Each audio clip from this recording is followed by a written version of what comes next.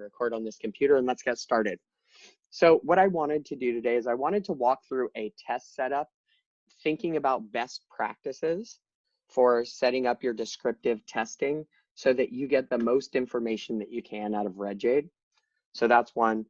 Two, I wanted to show you a couple of training options that I have been recently discussing with people of how you can better train your panels using RegJade. So some tips and tricks on training panels in RegJade, how you can help with that, especially even in the current environment where you might have expert panels at home. So I'm going to walk through that really briefly as well. Then we're going to look at descriptive analysis output and a couple of things that you can look for there that you may not know about. So let's go ahead and get started. So this is a test I created. So I'm going to go ahead and click Edit with Wizard so that I can walk through step by step, just thinking about a couple of best practices. So you'll see I'm doing this test on site. Currently on site is the only way to automatically pin your subjects to their long-term panel performance, right? And I'll show you what I mean there in a second. So here I've chosen on-site, I've chosen my location, and I'm doing self-check-in.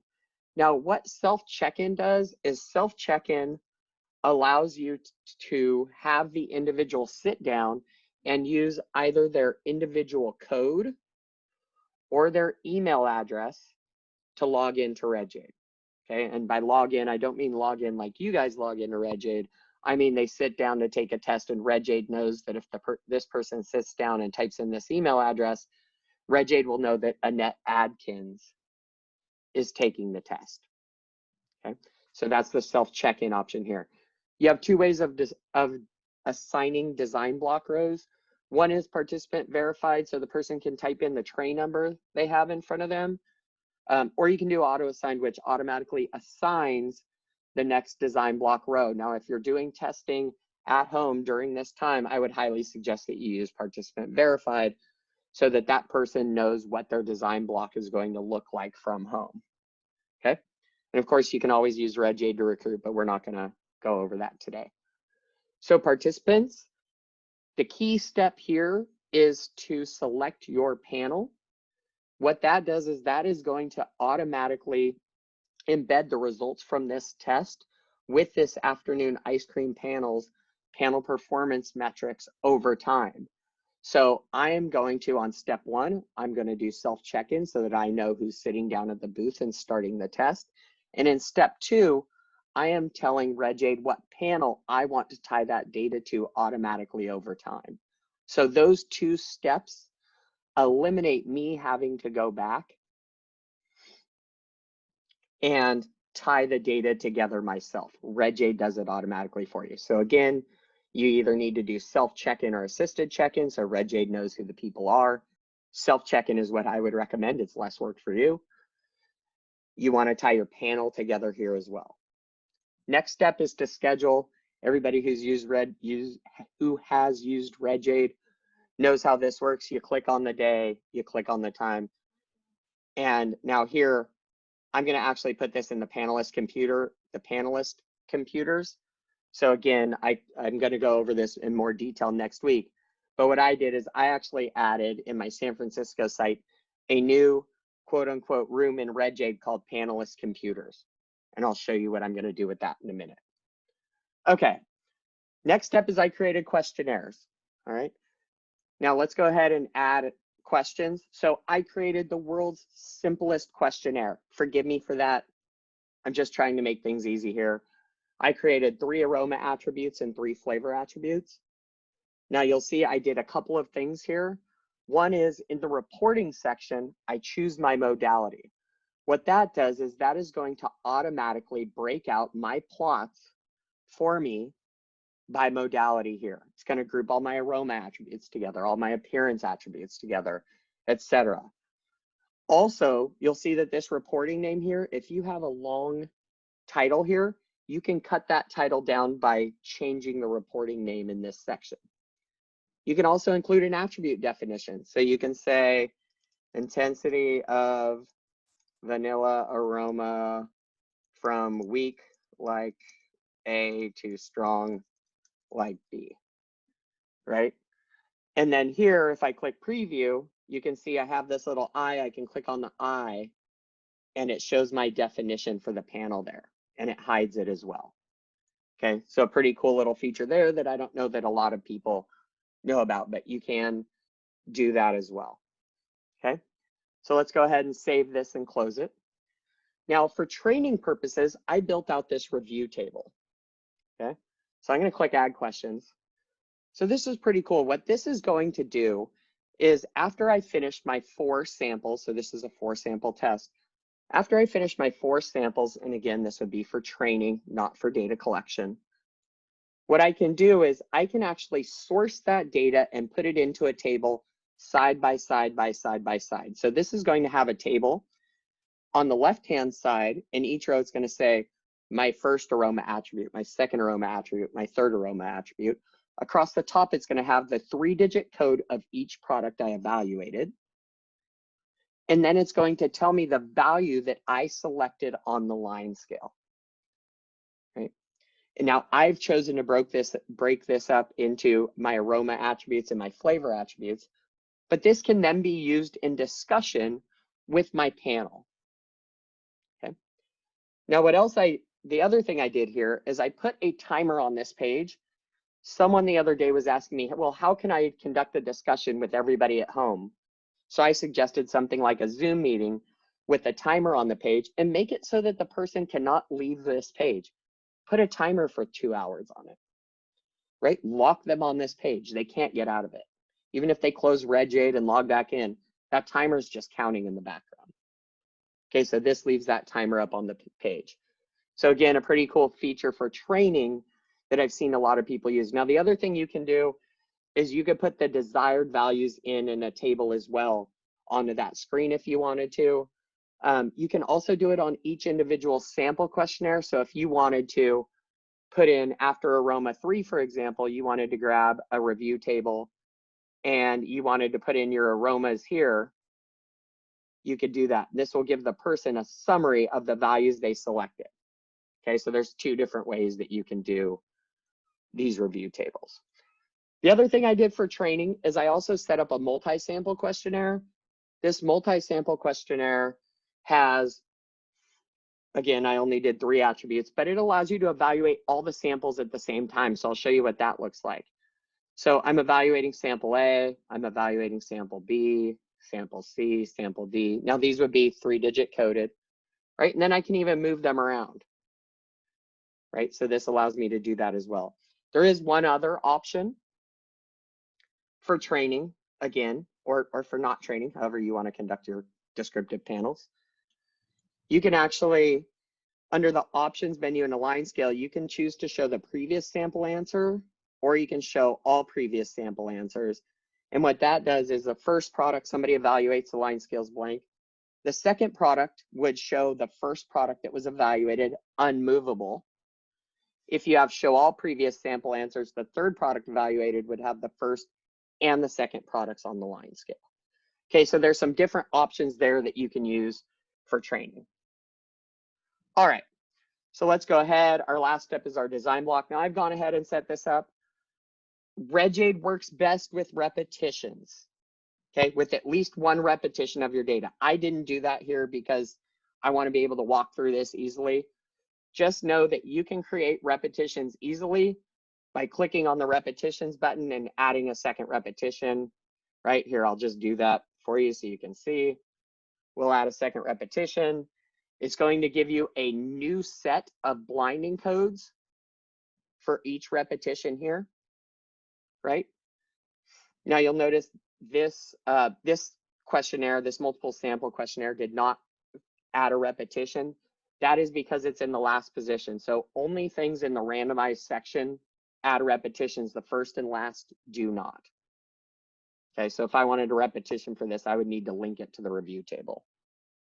All right, so there's a lot of things you can do here. If you have specific questions here, I actually outlined in the support channel, I actually outlined what all of these options do in that support channel as well as in the design block.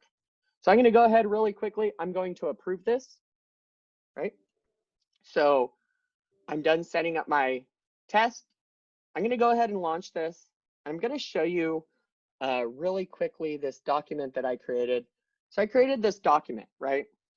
Hey panel, in order to test at home, this goes back to the home testing for expert panel, you need to set up your computers. Please use either a tablet, Chromebook, laptop, or desktop. Do not use your phone. The line scales are pixel related, and so the line scales do not show up great on a phone, okay? So we recommend Google Chrome. Regjade won't work on Internet Explorer, but you could send this letter to your panelists, and all you do is you tell them the correct code that they're going to use to set up their site. Now mine happens to be TLHQX, right? So that's my code. So I'm going to go ahead and I'm going to act like I'm my panelist at home. I want to show you how easy this is, right? So from here, I'm going to do a new incognito window, and I'm going to go to surveys.regjade.net. It's going to ask me for that activation code, TLHQX. I click register. I would name it Steve.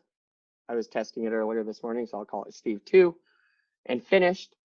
And now I can take my survey, right? So enter my participant number to begin. Now I have gone ahead and I will use CB1234, which is the code for someone on my panel. I click begin. I answer my study participant agreement. You have to scroll to the bottom. I click I agree.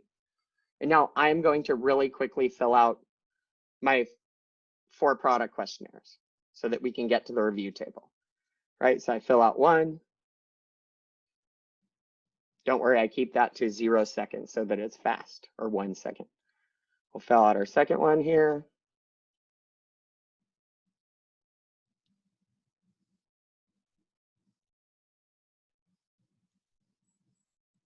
Sorry, filling out questionnaires while people are sitting there takes a bit, so I apologize. We're almost done. One more. You'll notice that it tells me who the user is in the booth, CB1234. It tells me my booth name, Steve2, etc. And you can monitor all these booths from Serving Console as well. Okay, so I'm done. So now it's going to pop up with my review table, right? So this is telling me first, so you could be on a call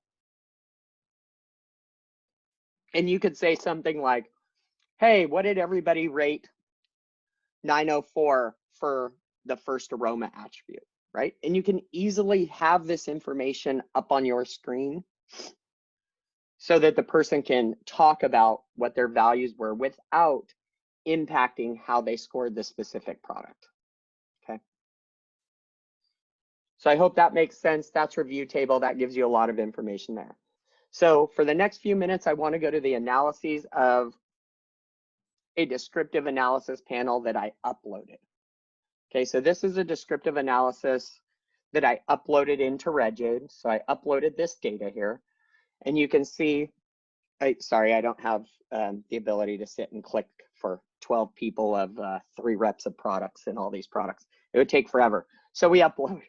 So here you can see we have our custom charts. So our custom charts by default are going to be 1, sorted by modality, and 2, they're going to automatically be spider charts, right? Now, if you want to change an individual plot, you can do that here. So you can go from a spider chart to a line chart, right? Very easily just by clicking.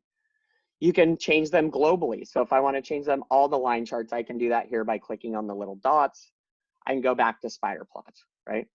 I can add a new canvas and I can do something like control verse. Maybe my control sample is sample A and I want to look at that versus sample B. What this is going to do is it's going to create a new plot and only show sample A versus sample B for all of my attributes, okay? If I wanted to, on my all samples chart, if I wanted to add a shaded region, let's say sample C, we'll say sample A, B, and C are control samples, right? I can shade between those 2 samples and I can see where my other samples lie relative to those 3 samples. So it's going to shade the min and max between those 3 samples, right? So I have lots of options here. Everything that you build in this custom charts menu will automatically show up when you export your Excel file. Okay, to do that, you click this down arrow.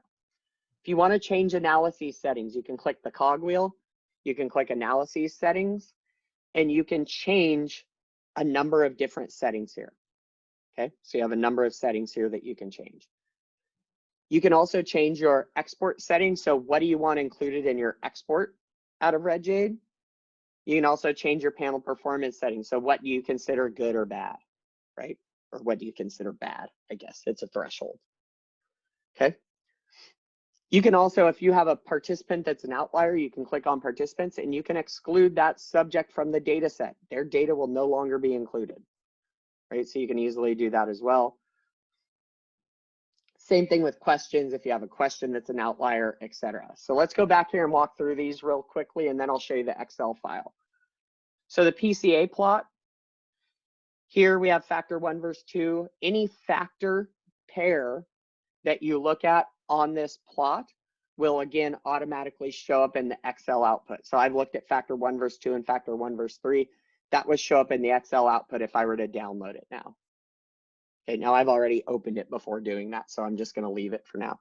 Subject charts show you panel performance metrics for this specific test, right? So crossover. Crossover is if the panel says A is significantly higher than B, and you say B is higher than A, you would have a score of 100 for crossover. That's crossover in its simplest term, right? It's significantly more complicated than that in most tests. But in general, the higher the crossover, the more the person disagrees with the panel. P of the product is how good were they at differentiating this attribute among the products. Range, how much of the scale are they using. Standard deviation is how consistent are they in scoring. And scale is where are they scoring on the scale compared to the rest of the panel. Okay, and you can see you can click on any of the modalities, and then you can click on a specific attribute. It will automatically pop up on this page. Your means are just your means with your post hoc lettering here. Correlations are simple correlations. And then for those of you that are more statistically inclined and really want to dig into each attribute, you can do that through the attribute details here as well. Okay. So the other thing I want to show you is I'm going to open this Microsoft Excel file. Right, and this file is huge. This is the output from RedJade. There are 45, 50 sheets in here, right? So we've done a couple of things. One is, I'm not sure if Heather Thomas is on the phone, but if she is, thank you to Heather who walked through every page with me, and we kind of talked about the best way to look at each page. And so from here, if I were to go to our support site and scroll to the bottom of the page, you can see here descriptive analysis. Here's this understanding RedJade's descriptive analysis Excel output. It is not a detailed document of how you look at descriptive analysis results, right? There are companies that do that. Dragonfly is a great one. You click on that and it's going to give you a sentence that tells you what to look for on that page. Okay, just more what to look for on each page. You can see here, I've chosen this panel metrics summary just so you can see it, but it shows all of your panelists and it shows how they're doing for each attribute, right? How does this person do in subject standard deviation? Terry Blackwood is not very good at reproducing himself, right? So I can actually scroll over farther. Like I said, there's a lot of pages, and I'm going to go to Terry Blackwood. If I click on Terry Blackwood, you can see that his standard deviation score is high for everywhere in red. So I can look in more detail and understand how I can better build my panel by looking at the summary sheet, seeing that Terry Blackwood is not very good at standard deviation, clicking on Terry Blackwood at the bottom of my document, and then looking through and understanding which attributes he's not doing very well on, right? So that all ties together in order for you to make your panel better over time. Okay, so that's what we've done here. Now, the last thing I wanted to show you is this is panel performance metrics over time, right? So this is going to provide me with how is my panel doing over time, right? And so from here, for example, this is showing scale range. So how many attributes do they tend to rate lower on the scale? How many do they tend to rate higher on the scale than the rest of the people? right? So this is providing overall panel performance metrics. And you can see, for example, like this person is still well performing, but they are starting to creep up on how many attributes they find not significant, right? So you can start looking at Tom Parker, especially his most recent tests. Is he doing a poor job of finding differences where the panel's finding differences, right? And one thing to remember as you look at panel performance, it's not about any one attribute. I can fix standard deviation by scoring in the same exact place every single time, right? I would fix my standard deviation. It would go to 0, but I would lose significance. I would have a high crossover score because I'm not finding differences, right, etc.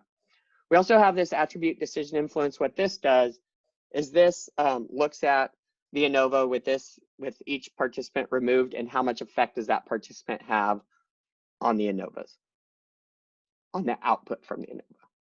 Okay, so with that, I am going to go ahead and stop recording. And if anybody has any questions,